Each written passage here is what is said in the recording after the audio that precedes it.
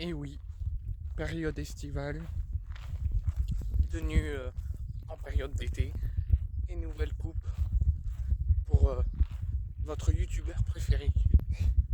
Mais c'est pas ce qui compte aujourd'hui. Aujourd'hui, on va parler encore une fois du contexte international, du contexte qui tourne autour de nous. Et c'est du contexte de la guerre en Israël. La guerre en Ukraine, ça commence à se tasser. Ça n'en parle plus trop dans les médias. Il y a moins d'actualité, moins d'informations sur cette guerre. Et d'une part, je trouve ça assez dommage parce que je pense qu'il faut toujours aider l'Ukraine, mais d'une différente manière, telle que la manière humanitaire. Et d'une part, il faut pas les lâcher. Donc j'aimerais que ça continue à en parler, mais bon. C'est bien qu'il y ait une petite pause sur cela et que les vraies priorités, les vrais conflits, les vraies priorités du pays soient pris en compte. À l'heure actuelle, Rima Hassan et 2 ressortissants français qui étaient encore en Israël il y a quelques jours, qui étaient encore sur le bateau en provenance de Gaza, mais qui étaient encore retenus à Gaza, en Israël, a été expatrié par l'Israël et a été renvoyé dans leur pays en France.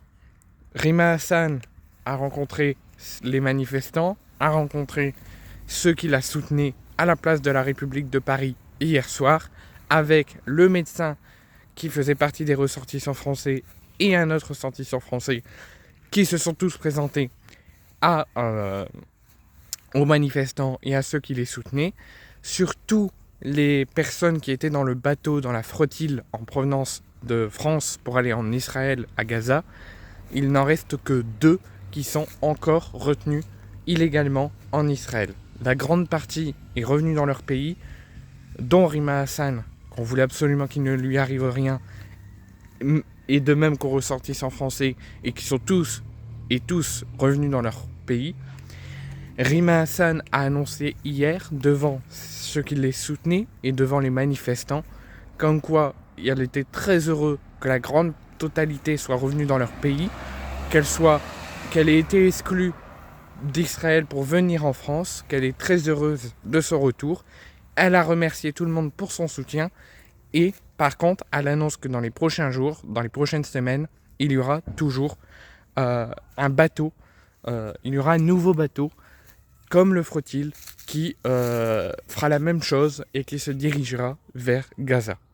Donc on risque d'avoir une nouvelle interpellation, une nouvelle attaque sur ce nouveau bateau et des nouvelles arrestations illégales et une nouvelle violation du droit international par Israël.